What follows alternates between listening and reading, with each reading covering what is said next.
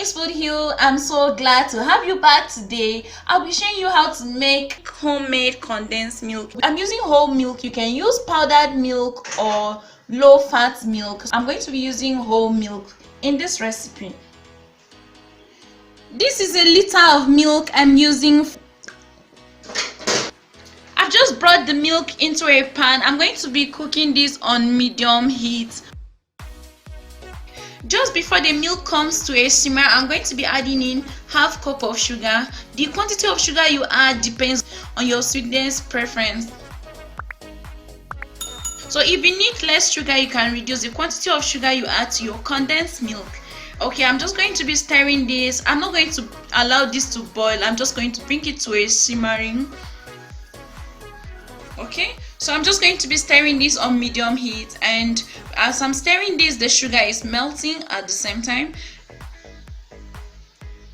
As you can see, I'm stirring the milk, so you have to stand very close to your stove to stir the milk, otherwise it's going to boil over or it's going to start burning. So I'm just going to be stirring this until it comes to a gentle simmer. Okay friends, if you look closely, you will notice the color is beginning to change as you keep stirring. The milk is becoming creamy. Okay, so you keep stirring this.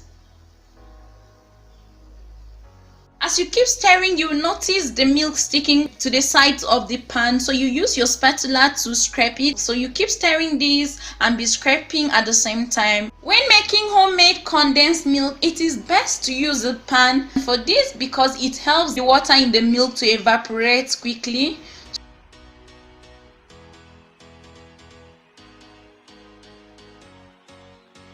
Okay, obviously the milk is becoming thick, so at this point I'm going to lower my heat and stay this on a very low heat so it doesn't burn.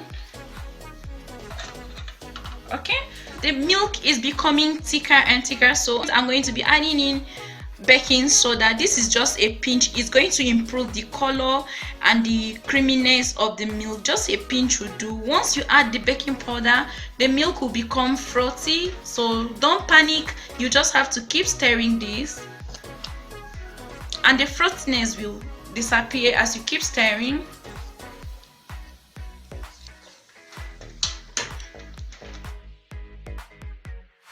So I'm going to turn off my heat and leave this to cool down. You will have to strain your homemade condensed milk, so I'm going to be straining mine.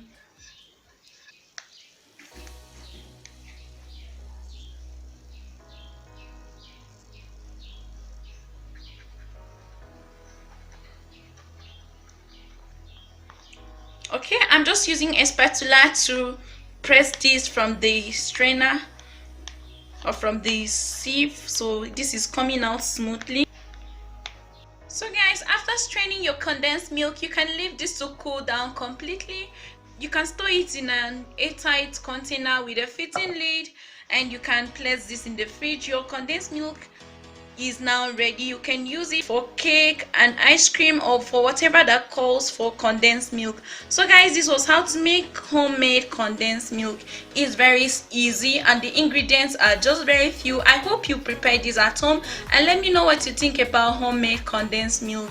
You can now enjoy your condensed milk. Have a nice time. Thank you for watching. Bye.